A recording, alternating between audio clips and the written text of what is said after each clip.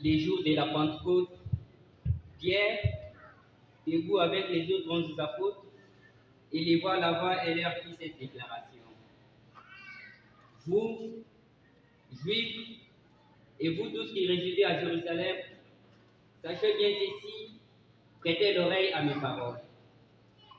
Il s'agit de Jésus le Nazaréen, l'homme que Dieu a accrédité auprès de vous, en accomplissant par lui de miracles, des prodiges et des signes au milieu de vous.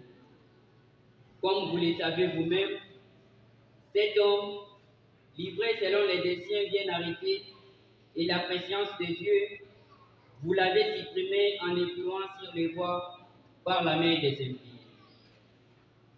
Mais Dieu l'a ressuscité en le délivrant des douleurs de la mort, car il n'était pas possible qu'elle les retienne en son pouvoir.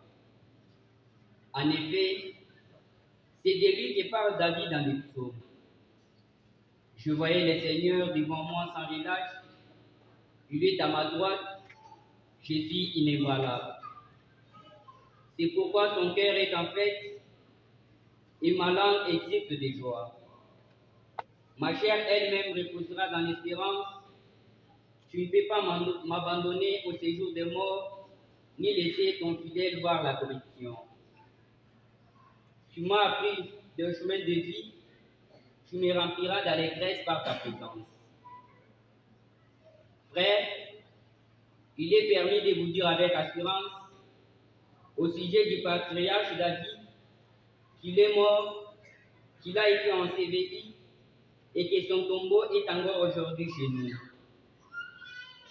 Comme il était prophète, il savait que Dieu lui avait juré de faire asseoir à son trône un homme issu de lui. Il a dit d'avance la résurrection du Christ dont il a parlé ainsi. Il n'a pas été abandonné à la mort et sa chair n'a pas vu la corruption. C'est Jésus, Dieu l'a ressuscité.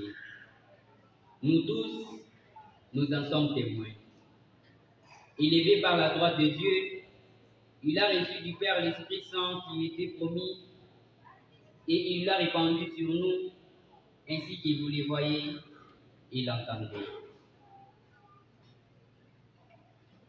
Parole du Seigneur.